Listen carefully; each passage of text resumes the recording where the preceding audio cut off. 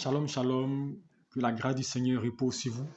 Soyez bénis au nom précieux de notre Seigneur Jésus-Christ de Nazareth et que cette soirée encore soit encore un temps d'édification, un temps d'enseignement qui nous permettra de recevoir la parole du Seigneur. Alors que le Seigneur vienne nous conduire, vienne nous guider ce soir encore et nous montrer sa gloire et sa faveur. Shalom, mon Dieu, merci. Que Dieu te bénisse et que son esprit t'assiste. Alléluia. Que la paix de Dieu soit avec toi, sois béni, Sophie. Que le Seigneur vous couvre par son manteau protecteur et que cette soirée encore, chacun puisse être édifié. Alléluia. Et recevoir l'éclairage qu'il faut. Alléluia. Que le Seigneur nous bénisse et que sa paix repose sur nous. Que son esprit nous assiste. Nous allons prier le Seigneur et lui confier ce moment qui vient nous parler, qui vient nous communiquer sa force, sa capacité. Sois bien ma fille Manuela. Père, nous voulons bénir ton nom, notre Dieu, notre Père. Et te dire merci encore de la grâce que tu nous fais de nous retrouver. La Bible déclare qu'il est bon et doux pour les frères de demeurer ensemble. Et tu nous réunis en ton nom afin que nous puissions être édifiés par ta parole. Et nous sommes d'un temps, Père, d'enseignement. Et nous parlons de consécration. Nous voulons être consacrés par l'Esprit. Nous voulons recevoir la grâce de Dieu. Nous voulons que ton Esprit nous assiste afin que chacun de nous puisse expérimenter ta faveur. Bénis ce moment.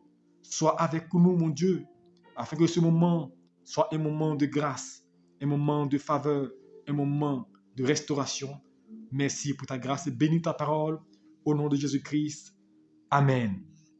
Que Dieu nous bénisse et que sa paix soit avec chacun d'entre vous. Shalom à ton maman Gigi, sois béni. Sois béni, Patricia, que le Seigneur te bénisse, que le Seigneur te remplisse et que sa paix soit avec chacun d'entre vous et que le Seigneur ne vous abandonne jamais, mais que le Seigneur exauce les vœux de vos cœurs, alléluia, et qu'il vous remplisse de ses merveilles, alléluia.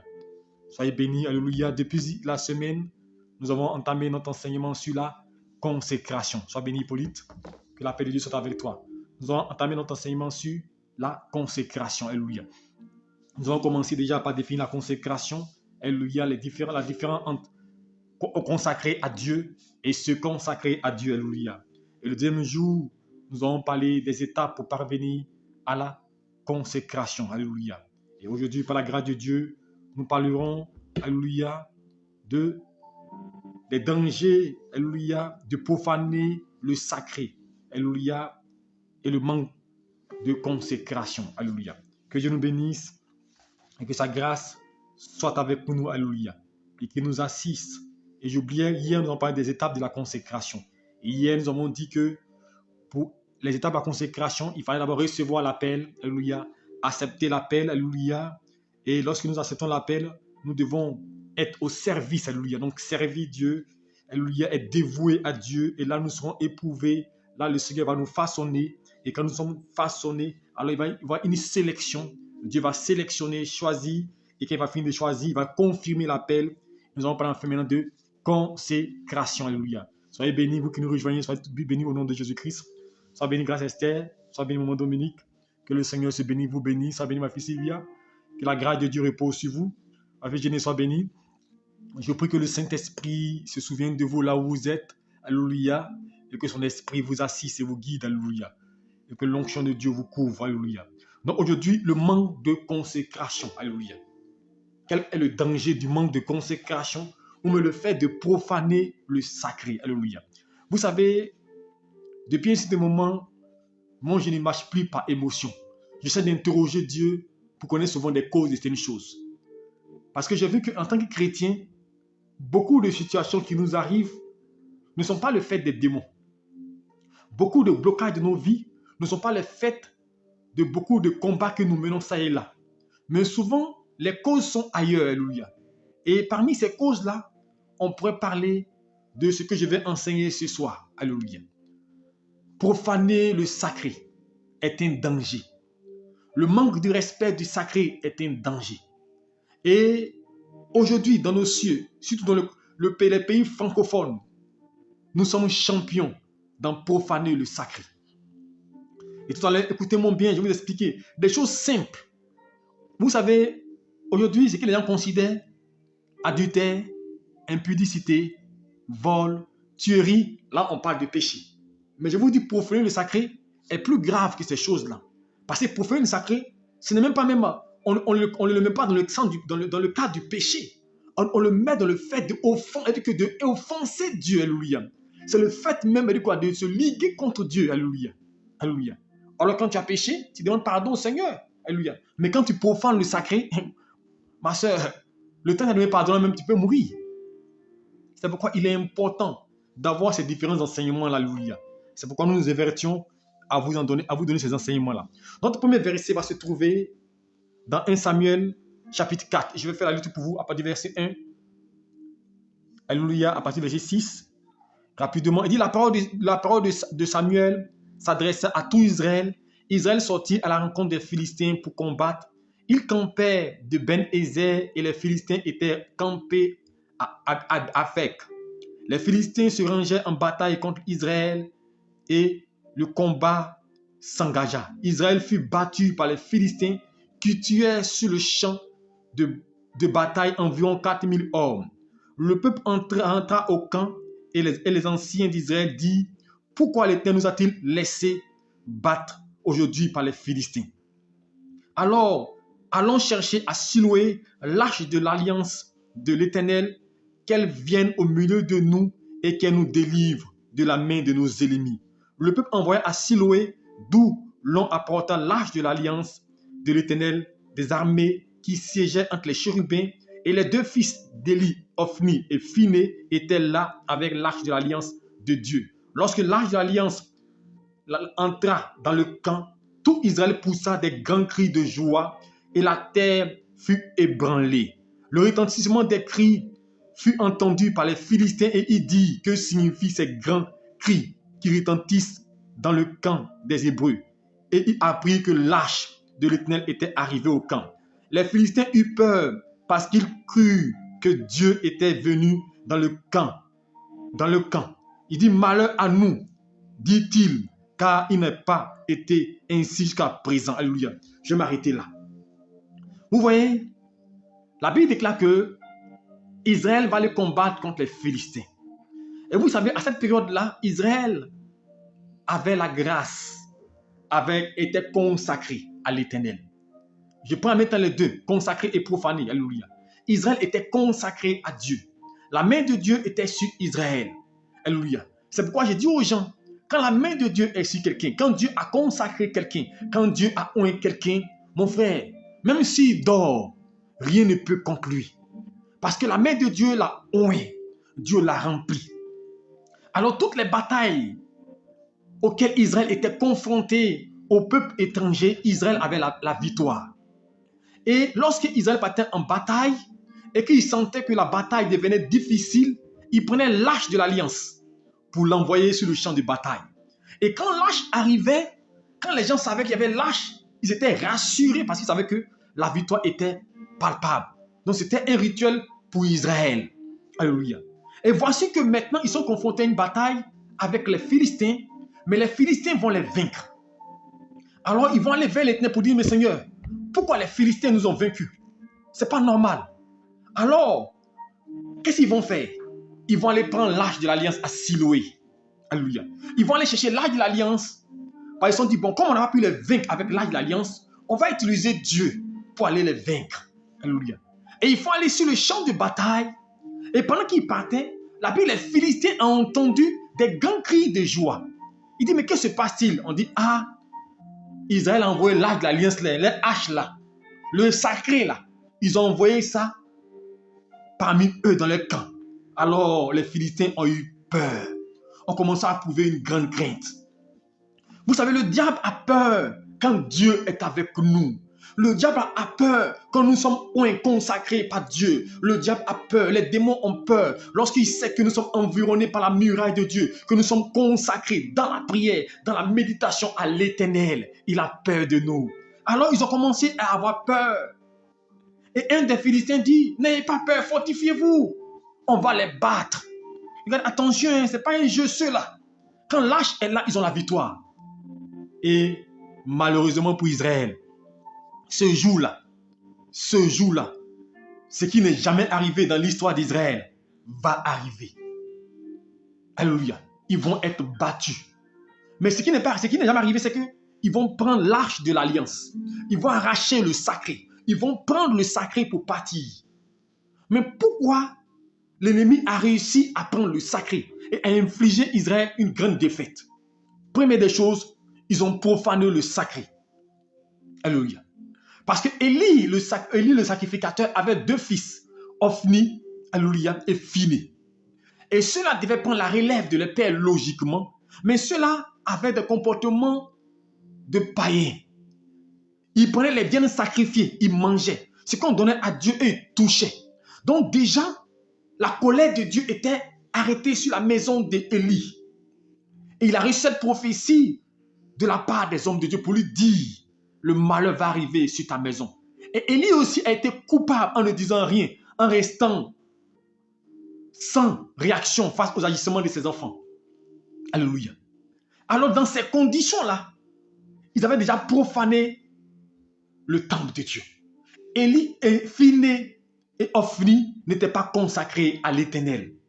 Parce que l'âge de l'alliance, pour qu'elle aille en combat, il y avait un certain mécanisme auquel il fallait obéir. Mais ils ont dérogé à cette règle-là. Non seulement ils ne sont pas consacrés, ils ont une vie désordonnée, une vie de débauche, une mauvaise vie. Ils ne respectent rien, ils ne respectent aucune loi, ils ne respectent aucun écrit de Dieu, ils ne lisent pas la Bible, ils ne sont pas consacrés à Dieu, ils ne sont pas dans le temple. Pendant que Samuel est dans le temple, eux se promènent. Ils font des choses que personne n'aime et tout le monde même les critiquait dans Israël. Et c'est vous qui prenez l'âge de l'alliance pour aller en combat.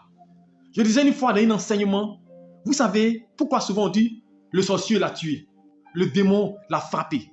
Pourquoi souvent on dit non, il est tombé, il a été chicoté. Je vous dis une chose, quand vous profanez le sacré, quand vous jouez avec le sacré, quand vous jouez avec le sacré, votre vie est en danger. Et la mort vous guette.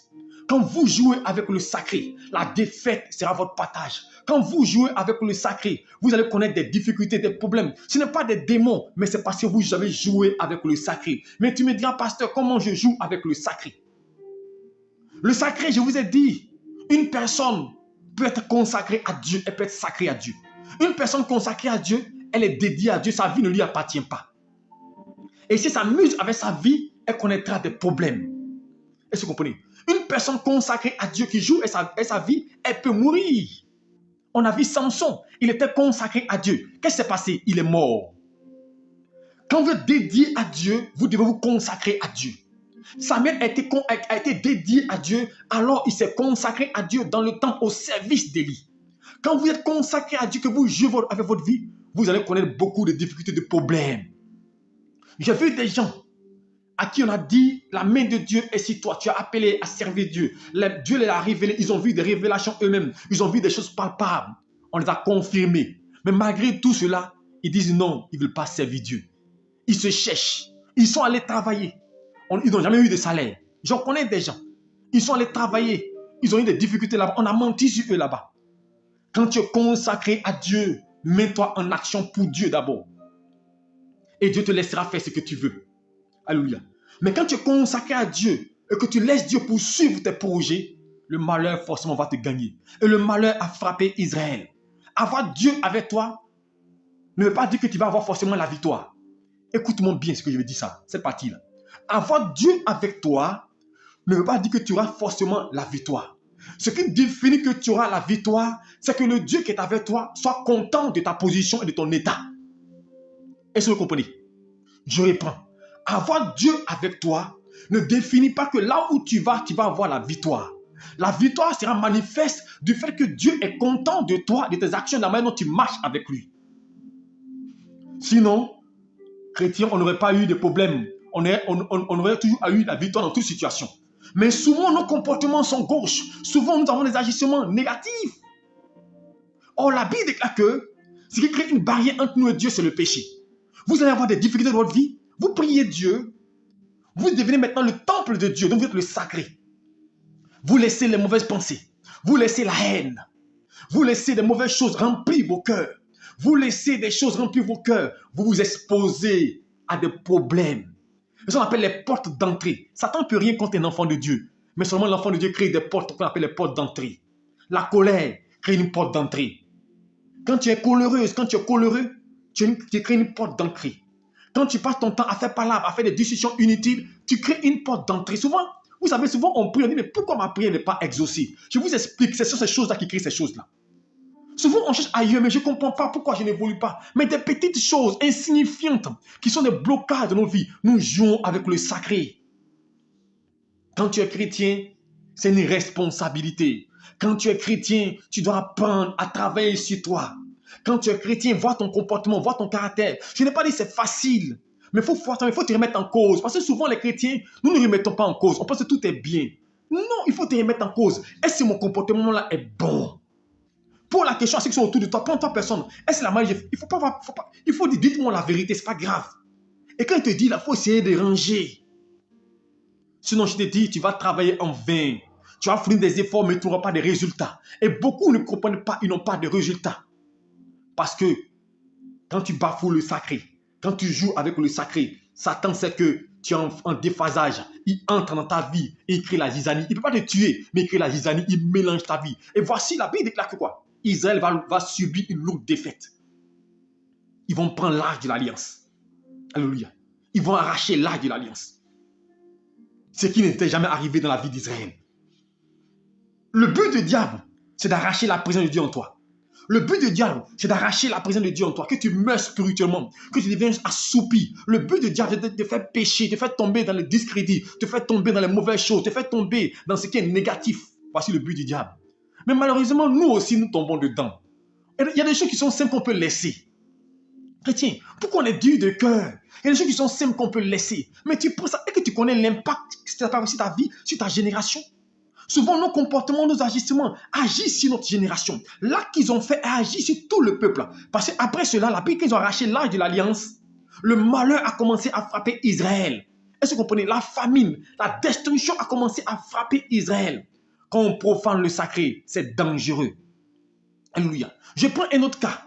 Quand vous lisez Josué chapitre 6, alléluia. Josué 6, je vais faire la lecture rapidement pour vous, pour que vous puissiez comprendre tout ce que je suis en train de dire et que ça puisse vous aider. Parce que notre rôle, c'est d'enseigner. Parce que si vous, quand tu enseignes, ça peut te permettre de t'améliorer. Parce que nul n'est juste. Mais l'enseignement, là, ce n'est pas pour prendre, pour garder. C'est pour te mettre, c'est un miroir. On n'est pas juste. Même moi, ce que j'enseigne là, ça me concerne et j'essaie de m'améliorer. Alléluia. Josué chapitre 6, verset 1, verset 19. Je vais faire la lecture pour vous. Écoutez très bien. Josué 6, 19. Il est écrit, tout l'argent et tout l'or, tous les objets d'airain et de fer seront consacrés à l'Éternel et entreront dans le trésor de l'Éternel. Quand j'ai prêché la première fois, je vous dis quoi? Les objets peuvent être aussi consacrés à Dieu, n'est-ce pas? Et voici que Dieu envoie Josué et son peuple aller combattre Jéricho. Il a dit, quand vous allez finir le combat, dévouez tout par interdit. Personne ne doit toucher cela. Alléluia. Dévouez tout par interdit. Donc voici l'information qu'ils ont réussi. Ils devaient consacrer tout à Dieu. Josué 6, verset 19. Maintenant, on va prendre le chapitre suivant. 7 seulement, verset 1. Vous allez voir ce qui va arriver.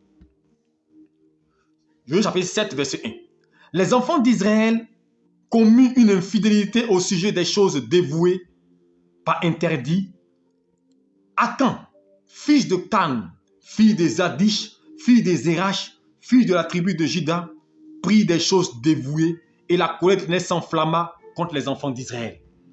Est-ce que vous comprenez? Elle dit que la colère de Dieu va s'enflammer contre Israël à cause de qui? À cause d'Akan, lui seul. Donc je veux dire à quelqu'un, ta position, toi seul, là, tu peux mettre ta famille dans un problème. Ton comportement peut détruire ta famille. Alléluia.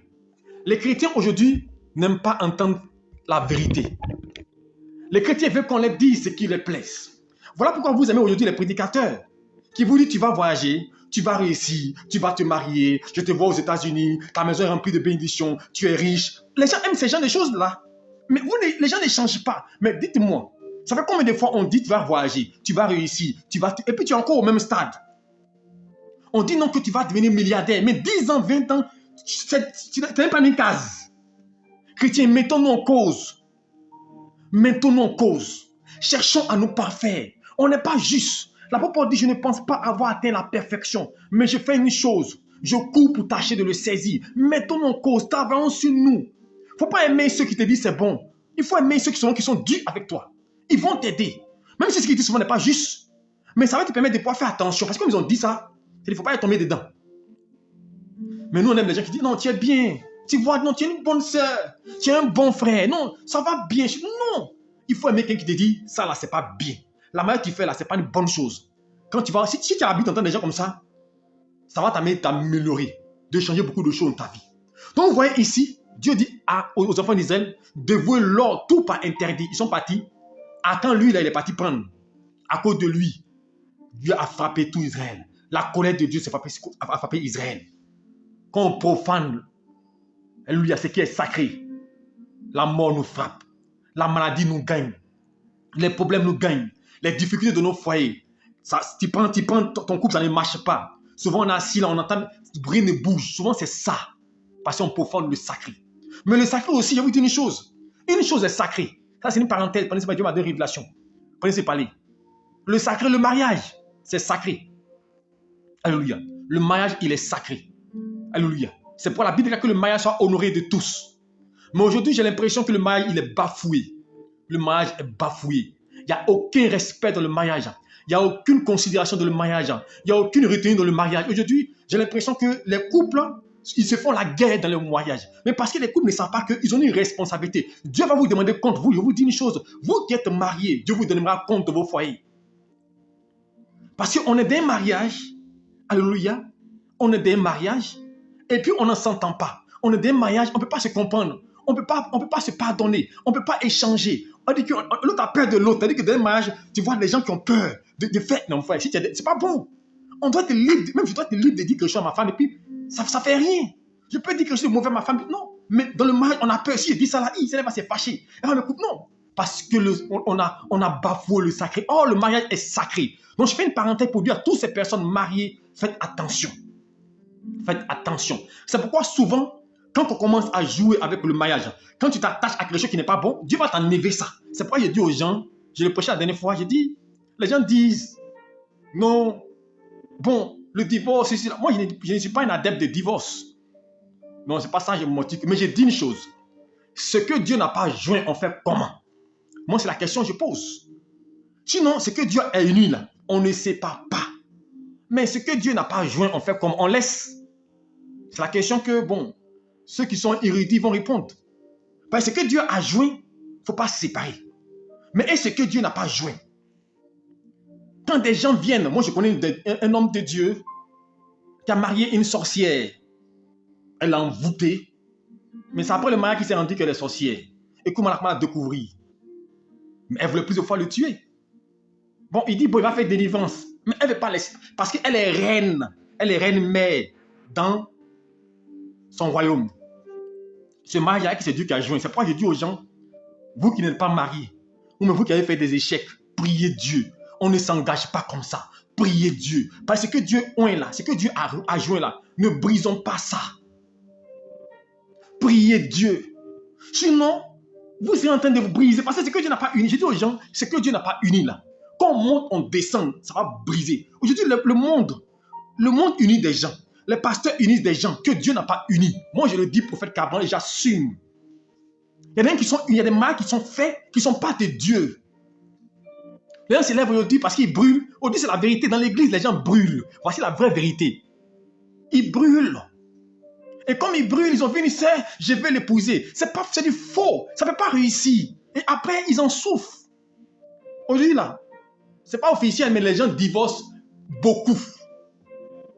C'est pourquoi j'ai dit, moi, à faire des mariages, j'ai dit aux gens, priez beaucoup avant de vous engager. Cherchez à comprendre, est-ce que lui, là, parce que quand c'est quelqu'un qui est de Dieu, quelqu'un que tu as aimé réellement, est-ce que vous pensez que ça peut se briser comme ça? C'est que quelque chose a manqué. Parce que quand on se marie sur le faux, quand on se marie sur du faux, ça ne réussit pas. Je donne un mariage. Tu te maries avec quelqu'un qui te ment. Bon, il est impuissant. Le gars, il est impuissant. Il ne te dit pas qu'il est impuissant. Vous vous mariez. Et ça, après, tu découvres qu'il est impuissant. Bon, ce mariage, c'est un mariage. Ce n'est pas un mariage. Moi aussi, c'est moi qui je dis, ma fille, quitte ce monsieur-là. Il a menti. Ce n'est pas un mariage parce que c'est du faux. Tout ce qui est ici du faux n'existe pas. Ce n'est pas un divorce. Le mariage n'a jamais existé. Pourquoi on parle de divorce? Il faut qu'il y ait un mariage. Est-ce que vous comprenez? Pourquoi on parle de divorce? Il faut qu'il y ait un mariage. C'est parce que c'est le thème divorce qui existe. Sinon, normalement, c'est qu'il n'y a pas de mariage, il n'y a pas de divorce. Donc, si tu es uni à quelque chose qui n'est pas de Dieu, donc, j'ai dit aux gens, j'ai dit à quelqu'un, un ami une fois, j'ai dit, regardez bien, là où on va, nous les pasteurs, on va avoir beaucoup de travail. Parce qu'aujourd'hui, je le dis et je le répète, près de 50% des mariages qui se font ne sont pas spirituels. Là, après, on voit, moi, je suis conseiller mathématique, je suis dans les couples, je tourne beaucoup. Les gens qui se battent, les gens qui se prennent des pilons pour se poursuivre, quand même, c'est quel mariage ça?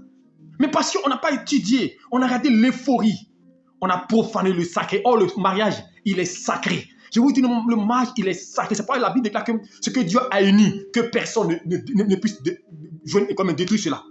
Mais ce que Dieu n'a pas uni. Donc, c'est sacré. Donc, ne jouons pas avec ça. Ne regardons pas les émotions. Non, je l'aime, je sens. Enfin, est-ce que tu connais ça? C'est qu'elle a fait ça fait des jamais. Est-ce que tu connais sa pensée? Est-ce que tu connais ce qui est derrière lui? On se lève comme ça, non. Nos parents, avant, on dit non, eux n'ont pas fait mariage. Eux, là, nos parents, d'autres, là, ils ne connaissaient pas même. Ils ont fait un petit truc, mais eux, ils ont réussi. Mais nous, on dit on choisit. C'est nous, on ne réussit pas. Pourquoi? Parce qu'on se laisse influencer. Voilà pourquoi on dit que ce n'est pas un mariage. On se laisse influencer par l'apparence. Parce qu'autour, par l'appareillage. Non, il a la voiture. Non, il a la bade. Non, il est beau. Non, il a la tablette de chocolat. Mon frère, ma soeur, est-ce que tu sais, derrière ta tablette de chocolat, ce qui est derrière? Peut-être c'est un démon incarné. C'est un esprit humain incarné. Donc, le mariage, il est sacré. C'était une parenthèse pour dire aux gens. Ce qui n'est pas de Dieu ne durera pas. Alors, tout ce qui a été scellé comme mariage par des hommes qui n'est pas de Dieu, là, ça va se détruire. C'est moi que le prophète Cameroun dit ça. Ça seulement qu'ils ne font que perdre le temps ensemble. C'est tout. Sinon, ça va, que ce soit le temps, le moment, ça va se détruire. Mais ce qui est de Dieu, là, séparez-vous. Le temps va vous réunir. On a vu un monsieur ici, il a quitté sa femme pendant 10 ans, il est revenu. Ce qui est de Dieu, là, personne ne peut briser. Ce que Dieu a uni, là, personne ne peut anéantir. Mais est-ce que Dieu a uni vraiment? C'est pourquoi j'ai dit, en tant que pasteur, avant de lier un mariage, on doit prier. Parce que ça engage notre responsabilité. Mais comment? Aujourd'hui, tout le monde se lève. Oui. On veut dire que dans mon église, on fait beaucoup de mariages. On veut dire qu'aujourd'hui, non, moi, c'est pas fait de mariage. Et qu'on connaît la destinée. Et que les gens se connaissent. Et que les gens ont pris le temps de voir des vents, de comprendre des rouages. Avant, on enseignait, nos parents enseignaient aux femmes comment se comporter, aux hommes. Les parents enseignaient. Donc, ils connaissaient. Ils apprenaient. Maudit, tu vas apprendre qui? Maman va au travail, papa va au travail. L'enfant va apprendre quoi? Il se débrouille seul. Comment ça va marcher? Donc, je vais dire une chose. Le mariage, il est sacré. Donc, vous qui êtes dans le mariage et que vous savez que c'est de Dieu, faites tout pour le conserver en vous entendant. Arrêtez les discussions inutiles. Sinon, Satan va rentrer au milieu pour créer la zizanie. Parce que c'est lui qui est pour toi aussi, là. Ce que Dieu a uni, là. Vous allez séparer sur feuille, mais ce n'est pas séparé. Vous allez vous fatiguer quelque part et puis vous allez vous réunir. Donc, vous fatiguez. Sinon, ce que Dieu n'a pas uni, là. Quand on se sépare, c'est fini. Mais ce que Dieu a uni, là. Vous vous séparez, vous partez, vous promenez quand vous vous réunissez. Donc, entendez-vous. Quand on s'est mis ensemble, pourquoi au début on s'est dit oui, on était à l'époque, maintenant on ne peut pas dire que le chef va se fâcher. On ne peut pas échanger. C'est pourquoi aujourd'hui, je parle à quelqu'un. Si tu es dans cette situation, il faut te repentir, demander pardon à Dieu et chercher à te revoir. Il faut communiquer, il faut parler. Il ne faut pas avoir honte de dire j'ai fauté. Il ne faut pas avoir honte de dire j'ai mal agi. L'orgueil ne sert à rien. Parce que quand vous profanez le sacré, vous tous, vous mourrez. Akan est mort. À cause d'Akan, tout Israël a subi. Alors à cause de toi seul, là, toute la famille va subir. Donc je veux dire à quelqu'un, c'est une parenthèse. Le mariage, il est sacré. Donc vous voyez l'exemple aussi du mariage qui est sacré. Donc les objets aussi sont sacrés. Quand on donne un objet, à l'église par exemple, on met l'autel où on prêche. Les gens, ils s'en vont jouer sous l'autel. Mais c'est dangereux. L'autel est sacré. Je veux dire, les micros ont pris Dieu, c'est sacré, on ne joue pas avec. Au temple, les gens s'amusent. Tu vois au temple, le temple où on prie Dieu, on dit c'est le temple de Dieu. Les gens ont portable, ils décrochent portable. Des gens se sont fait sur Facebook à l'église. Mais on joue et puis on accuse Satan, c'est pas Satan. C'est toi-même qui te maudit. Tu es à l'église. Attends, si tu es assis en présence de... Quand tu vas au travail, il y a des boulots où on interdit portable. Les gens éteignent les portables. Alléluia. Mais pour Dieu, On joue, on profane l'œuvre de Dieu. Les uns sont à l'église, d'autres même sont à l'église, puis ils font par là. Dans une culte, dans une formation, quand deux personnes qui sont censées être des gens qui vont enseigner les autres se battent en plein milieu. Dans le temple de Dieu, le sacré est vraiment profané. Voilà pourquoi nous souffrons aujourd'hui. Parce que la colère de Dieu s'est levée sur nous. Il dit, quand vous verrez l'abomination et la désolation dans le lieu saint, c'est que je suis à la porte. Les gens ont vu seulement le côté, c'est qu'il revient bientôt. Non, ça veut dire qu'il est sorti de l'église. Oui. Quand vous verrez l'abomination et la désolation dans le lieu saint, c'est que Dieu n'est plus là-bas, il est sorti. Donc il est à la porte, il est dehors. Donc attention, aujourd'hui on joue. On a l'église. Les gens s'habillent comme ils veulent. Les gens sont assis. Attends, les gens qui chantent même. Tu vois les gens qui chantent, ils sont en mini devant les gens. Ils sont en jeep courte. Alors vous cherchez quoi? Vous profanez le sacré. Les gens qui sont devant des gens, vous chantez puis vos saints sont dehors. Mais vous profanez le sacré. Non. On peut s'habiller stylé, mais bien propre. Sans heurter la sensibilité de quelqu'un. Mais ça, quand tu prêches aujourd'hui, tu as problème. Ton église sera vide. Alléluia. Mais j'ai dit une chose. Moi, peut-être qu'il aura me lapidé, mais moi, j'ai dit une chose. L'évangile vrai sera prêché par ma bouche. C'est pourquoi j'ai dit, Seigneur, rends-moi indépendant financièrement. Parce qu'il faut qu'on dise la vérité. Il faut que les gens comprennent que si vous ne faites pas, vous ne marchez pas dans les pas de Dieu, vous ne réussirez pas. Parce que l'église ne comprend pas. Nous prions, nous gênons, nous faisons toutes sortes de choses, mais nous n'évoluons pas. Mais est-ce que nous ne comprenons pas quelque chose? On combat les liens, on combat. Démons sortent, liens, on coupe les liens, on coupe les chaînes, on marche, on détruit, on renverse. Mais nos vies n'évoluent pas, toujours les mêmes années, les mêmes choses. Parce qu'on profane le sacré. On profane le sacré. On joue avec le sacré. Mais en jouant avec le sacré, Dieu ne sera pas là pour nous aider. Et c'est arrivé au temps de Jésus. Quand on disait Matthieu 21, 12, quand Jésus est arrivé dans le temple, qu'est-ce qu'on faisait? En vendant dans le temple. Les gens jouaient. Le temple était devenu un lieu où on faisait toutes sortes de marchandages. Mais qu'est-ce que Jésus a fait? Il a tout renversé. Il a dit quoi? Détruisez-moi ce temple. On ne joue pas avec le lieu sacré.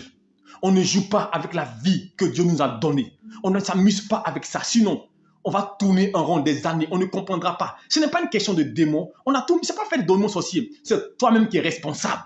Entends toi-même et commence à dire, Seigneur, je veux changer. Comment a dit, Seigneur, je veux m'améliorer. Si tu es à la maison, là, porte tes jupes courtes si tu veux. Si tu es à la maison, porte ce que tu veux. Mais quand tu vas à l'église, quand tu es dans le temple de Dieu, il faut te dire que c'est sacré. Ne jouons pas avec l'œuvre de Dieu. Ne jouons pas avec la vie que Dieu nous a donnée. Sinon, on n'évoluera pas. On connaîtra la défaite comme les Finis, les Ophni. Comme les Josué, ils ont vu la défaite aussi les frapper. Parce qu'après cela, ils sont allés combattre Haï. Et Haï les a frappés. Ils n'ont rien compris. Mais à cause de l'action de Akan. Donc je veux dire à quelqu'un, on ne joue pas avec le sacré. Il faut se consacrer. Quand on n'est pas consacré, on ne joue pas. Il faut se consacrer. Il faut se consacrer à l'Éternel. C'est important. Le temps est venu, Dieu veut élever son peuple. Dieu veut bénir son église. Mais nous jouons avec nos vies. Quand il dit jouons, j'en fais partie. Moi, le message ici m'interpelle. Pour dire réveillez-vous, arrêtez de jouer avec vos vies. Dieu veut des gens avec qui il va travailler. Dieu veut des gens avec qui il va intervenir. Aujourd'hui, on est attaché au matériel. Comment on va faire pour être joli? Comment on va faire pour être bien habillé, pour avoir la grande villa? Comment on va faire pour avoir toutes les choses? Mais c'est vrai, tout ça c'est bon. Mais ta vie ira où? Est-ce que tu es agréé par Dieu? Quand une maladie va te frapper, les gens sont frappés par des maladies et puis ils ne comprennent pas, ils ne guérissent pas. Mais mon frère, si tu as profané le sacré, on va prier pour toi, rien. Il est temps, chrétien, entrons en nous-mêmes. Revenons à Dieu. Revenons à Dieu. Parce qu'on a profané le sacré. Avant qu'il ne soit trop tard. Pareil pour Saül, ça a été trop tard. Quand Saül est parti en guerre et que Dieu a dit de vous tout pas interdit. Et qu'il s'est arrogé, lui, Saül, le droit de faire le sacrifice. De toucher les choses sacrées. Alors qu'on ne lui a pas de toucher, Dieu l'a rejeté. Alors que Dieu l'avait choisi. Donc je veux dire à quelqu'un, Dieu peut te choisir et il peut te rejeter. Dieu a choisi Saül. Est-ce que vous comprenez? Dieu l'a choisi. Mais à cause de l'action qu'il a posée, quand Samuel n'était pas là, la Bible, Dieu l'a rejeté. Samuel a prié en sa faveur. Dieu a dit, Samuel, qui est devant moi? Je l'ai rejeté. Ne courez pas le risque d'être rejeté par Dieu. Parce qu'une personne rejetée par Dieu, sa vie est perdue. Une personne rejetée par Dieu, elle ne peut plus avancer. Une personne rejetée par Dieu, son histoire est perdue. C'est pourquoi il faut implorer. La repentance est là pour nous ramener sur le chemin, pour nous ramener sur la voie de Dieu. Parce que quand vous profanez le sacré, votre vie est menacée. Quand vous jouez avec le sacré, votre vie est menacée. Alors consacrez-vous. Alors un autre élément du sacré, l'homme de Dieu fait partie du sacré. Alléluia. L'homme de Dieu fait partie du sacré. Parce que j'ai remarqué que les francophones, c'est vrai qu'il y a beaucoup de gens qui font n'importe quoi, mais les francophones ne respectent pas les pasteurs. Les francophones ne respectent pas les autorités de Dieu. Mon frère, ma soeur, je te dis une chose. Si un pasteur fait des fausses trucs dans son église, si tu n'aimes pas, sors de là. Tu n'es pas son juge. Il va payer pour ce qu'il fait, mais tu n'es pas son juge.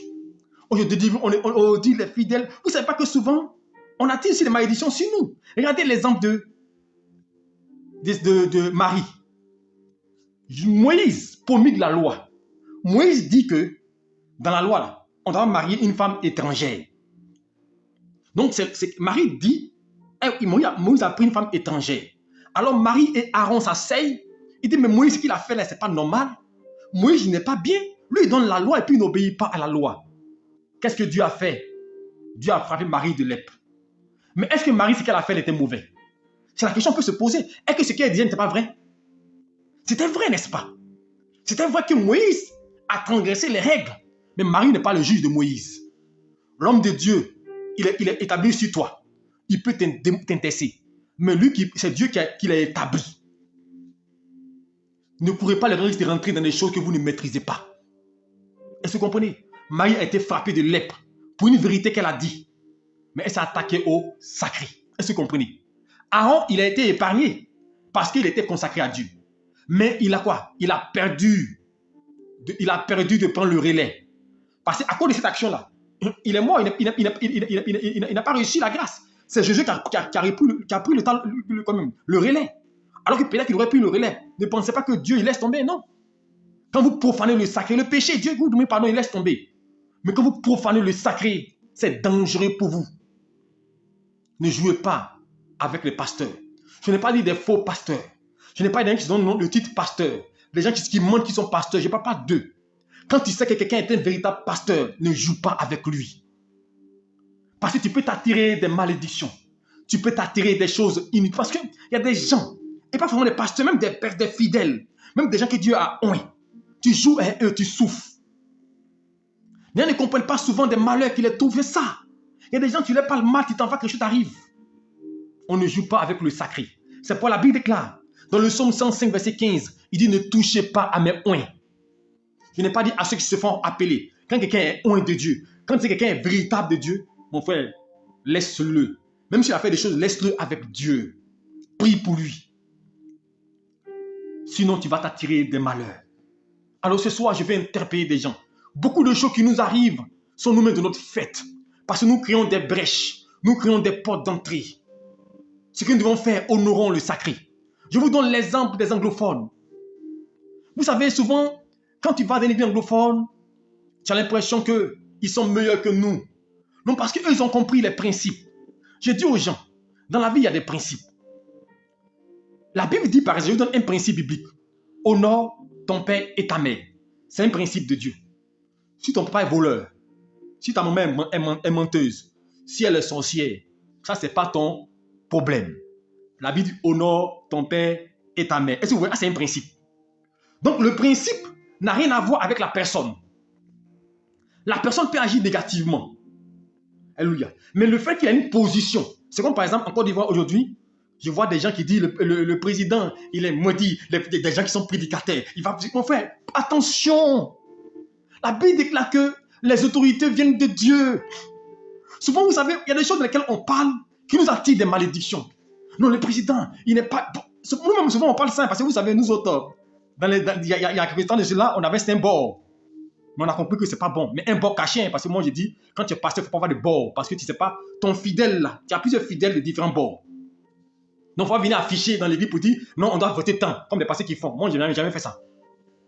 Mais je veux dire qu'un pasteur doit être une personne conciliable. Mais des pasteurs sont des gens qui font campagne d'évaluation. Non, vous savez, aujourd'hui, on veut imiter les Américains. Non, l'église évangélique est puissante, ils prennent position. Mais vous connaissez leur histoire. Vous savez ce qu'ils ont vécu. Vous savez comment ça se passe pour eux. On n'a pas la même histoire. C'est une forte communauté. Et c'est pour défendre des droits qu'ils font comme ça.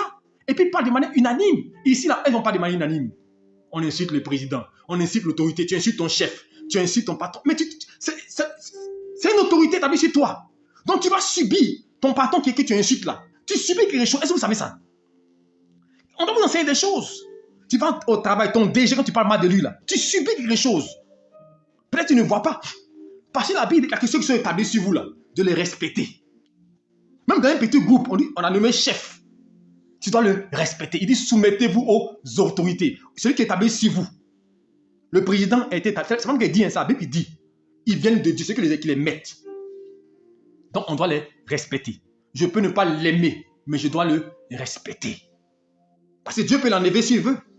Donc arrêtons de rentrer dans les débats. Nous, notre rôle, c'est de prier. Et de nous organiser pour pouvoir élever. Parce que j'ai dit, les chrétiens, ce qu'ils doivent faire, s'organiser. Pour prendre le devant de la scène, au lieu de bavarder.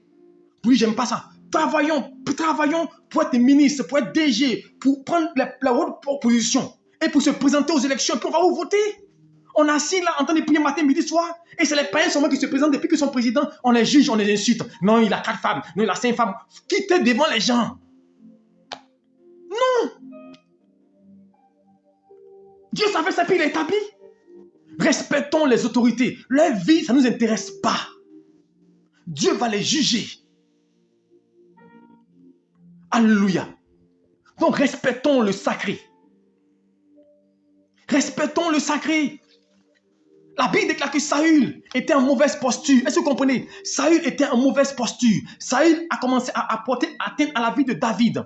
Mais David a eu l'occasion de le tuer. David a eu l'occasion de porter atteinte à sa vie. Mais David dit non, il est sacré. Même s'il a péché, même s'il a fait des choses mauvaises, on ne touche pas au sacré. Est-ce que vous comprenez? Même si quelqu'un il est président, même si quelqu'un il est pasteur, il est prophète, dès l'instant que tu sais qu'il est oint de Dieu, ne touche pas à sa vie, ne touche pas à sa vie parce qu'il est sacré. Dieu va le frapper lui-même.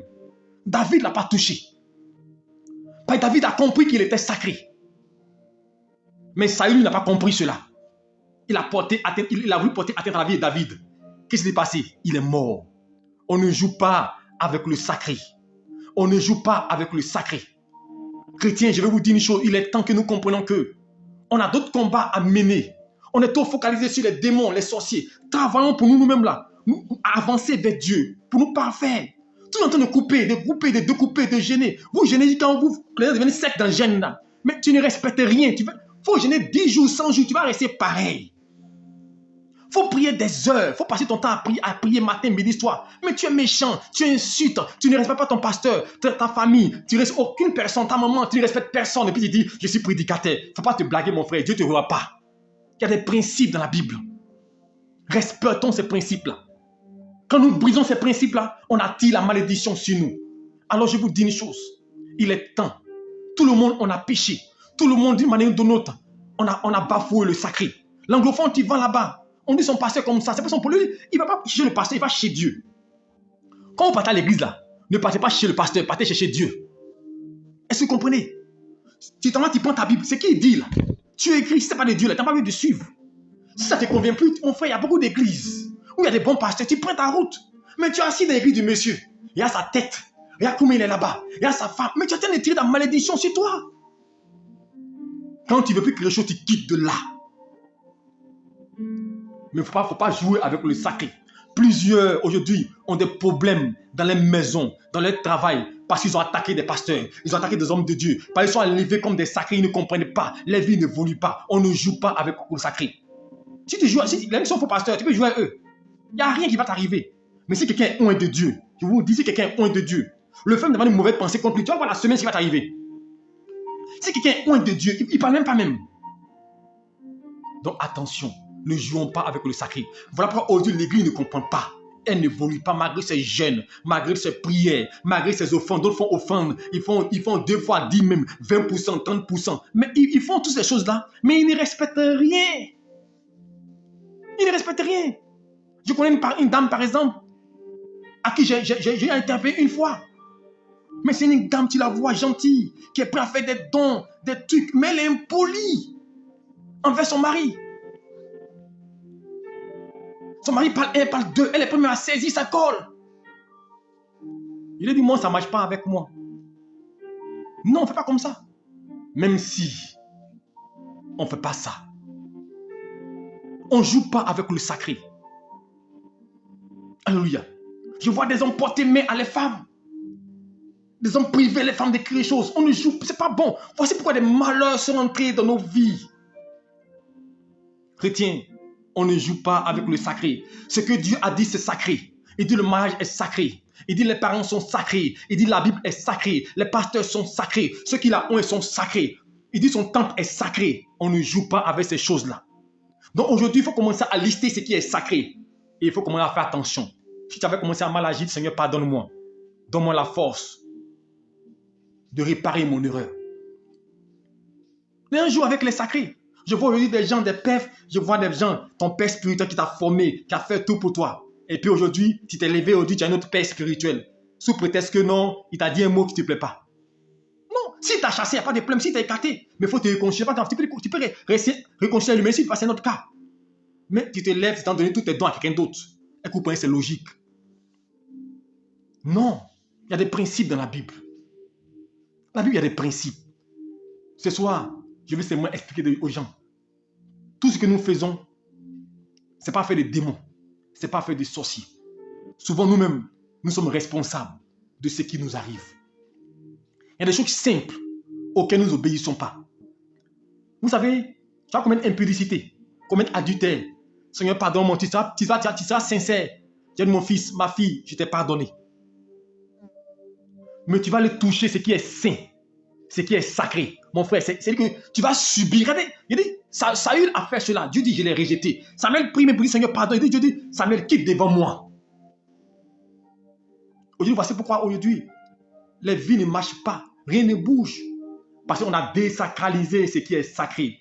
Le sexe a été désacralisé. Il reste un peu même là. On va dire à l'église, on peut se chercher entre nous-mêmes tous les jours. Et des gens qui sont prédicateurs, pasteurs, qui sont des adeptes de ça, qui disent non, on peut être ensemble, non, on peut goûter voir, n'importe quoi. Et des gens qui suivent ça. Non, à ce moment, il faut t'imaginer, c'est le désordre. Non, il faut t'imaginer si je dois goûter une, et puis elle ne me plaît pas. Je goûte une autre, je goûte une troisième. Attends, vous, soyons sérieux quand même. Et puis quand je vois des gens qui sont affluents, c'est normal. Mon frère, il faut prendre n'importe quel verset pour justifier ça. Ce n'est pas logique. Chrétiens, entrons nous-mêmes. Revenons vers le Père. Pour comprendre que la vie, là, avant, il faut être un modèle. Ce n'est pas le fait d'avoir l'art de la parole. Parce que l'art de parler, tout le monde peut parler. Ceux qui sont universitaires, ils ont l'art de parler. Parler bien pour convaincre. Ce n'est pas le fait de convaincre, parler bien. C'est le fait de vivre toi-même ce que tu dis. Et que tu es un modèle. Et que tu es un exemple de ce que tu dis. Ta bouche est sacrée quand tu es pasteur. C'est pour la Bible déclare que sois un modèle en parole, en conduite, aux yeux de fidèles. Tu vois des pasteurs grossiers qui insultent les gens matin, midi, soir. Mon frère, tu es sacré. Quand on est sacré, on ne joue pas. Allez, vous voyez le côté des amis chez les rois. Comme c'est là-bas, il y a beaucoup de royauté. Regardez le roi. Pour vous montrer, et le monde physique, regarde comment il respecte la royauté. Le roi ne parle pas. Le roi vient, il est assis. C'est son porte-parole qui parle, son porte calme. Un homme physique. Mais nous, on est prédicateurs. On porte le Messie. On porte la gloire de Dieu. On est partout. En tout temps, en tout lieu. En train de jouer. Et puis on dit non. C'est la grâce. La Bible, la grâce est trompeuse. Arrêtons de jouer avec le sacré. Répentons-nous. Dieu est prêt à nous recevoir. Je ne juge personne. Je ne condamne personne. Mais je vais interpeller quelqu'un pour comprendre qu'il n'est pas tard. Tu peux te retrouver sur un chemin où ce sera trop tard. Il n'est pas tard. Répands ta vie. Commence à mettre de l'ordre. Vois où tu as fauté. Regarde comment tu as marché, qui n'a pas été bon. Et commence à arranger rapidement avant que la mort ne vienne près de toi. Parce que le danger du sacré, c'est qu'on doit t'extirper. À quand? Pour que la mort s'arrête, on a dû tuer Akan et toute sa famille. Quand tu profanes le sacré, ce n'est pas seulement toi ceux qui subis. Toute ta famille subit, toute ta génération subit. Est-ce que vous comprenez? Regardez Saül, ce qu'il a fait. Tous ses enfants ont subi cela. Alors, chrétiens, reprenons-nous.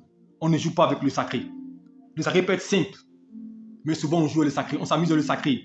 Parce qu'on cause avec le sacré. Comme disait à quelqu'un, tu vois le pasteur, d'autres tu tapes la tête du pasteur, parce qu'il joue à eux. Parce qu'il est simple. Nous qui sommes, mais c'est dangereux. On ne joue pas avec le sacré. Il faut respecter le sacré. C'est vrai qu'aujourd'hui, les autres en abusent pour devenir des gourous. Je ne parle pas de ceux-là. Mais un vrai oin, il est simple. Un vrai oin, il n'a pas trop d'attelage. Un vrai oin, il ne cherche pas à avoir beaucoup de... qu'on se soumette à... Non, c'est naturel, il est simple. Il peut avoir beaucoup de secrétaires, beaucoup d'organisations autour de lui, mais il est simple. L'organisation ne rend pas quelqu'un difficile. C'est l'homme qui se rend difficile. Alléluia. Alléluia. Comme quelqu'un, un ami qui était directeur général quand je fus journaliste de presse écrite. Il est assis dans son bureau et puis on appelle, il ne fait rien. Il est assis là, il n'a rien à faire. Et puis il y a des invités qui sont là, et puis il est assis, il fait poireauter pendant au moins 30 minutes. Elle dit pour se faire un genre. Et aujourd'hui, les gens font ça. Les gens, tu appelles, ils sont assis là, portable devant eux. Ils ne décrochent pas, ils veulent montrer qu'il est occupé. Mais tu es possédé, on doit te délivrer. On ne joue pas avec le sacré. Donc ça, c'était mon message. Demain, le thème c'est comment. Alléluia. Donc je note ce que j'ai noté le thème de demain. Alléluia. Comment se consacrer à Dieu. Comment se consacrer à Dieu. Comment se consacrer à Dieu.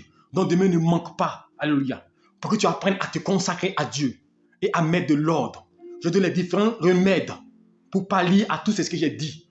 Pour qu'on se remette en cause. Parce qu'on doit être béni chrétien. On doit posséder le pays. On doit être les meilleurs. On doit réussir. On doit être heureux dans nos foyers, dans nos maisons. On doit être en joie. Mais c'est nous qui souffrons. C'est nous qui pleurons. C'est nous. Pourquoi? On a Dieu et puis on souffre. On a Dieu et puis on n'est pas à l'aise. Non. Mais pour cela, consacrons-nous à Dieu. Et Dieu étendra sa main sur nos vies et ça marchera. Que Dieu vous bénisse. Je prie maintenant. Père, je veux bénir ton nom pour ce message. Seigneur, tu es Dieu et tu es digne. Père, tous, mon Dieu, nous avons péché, sont privés de ta gloire. D'une manière ou d'une autre, nous avons fait des choses, nous avons bafoué le sacré, profané le sacré, joué avec le sacré. Mais ce soir, tu viens de nous ouvrir les yeux, que souvent les causes de ce que nous subissons n'est pas forcément le monde des ténèbres, mais c'est nous-mêmes qui avons créé des brèches dans nos vies. Mais ce soir, à travers ta parole, nous te demandons pardon et nous implorons ta clémence sur nos vies. Si des brèches étaient fermées dans nos vies, ferme-les et ramène-nous à l'ordre, ramène-nous à toi afin que nous puissions marcher dans la volonté et suivre ta voie et respecter ce qu'il faut respecter, respecter les autorités, respecter ce qui est sacré, respecter tout ce que tu as établi, les pasteurs, les hommes de Dieu que tu as mis en place, respecter le temple, respecter la présence de Dieu. Nous puissions respecter et honorer ce qu'il faut honorer. Que ton nom soit béni. Merci pour ta grâce et merci pour ta faveur. Bénis mon frère, bénis ma soeur, au nom de Jésus-Christ. Amen. Je te souhaite une bonne nuit sous la puissance de Dieu. Que Dieu t'accompagne. Et demain, 5h30, nous nous retrouvons pour prière matinale. Alléluia. Et demain soir, nous continuerons notre enseignement. Shalom à vous et bonne nuit, que Dieu vous bénisse.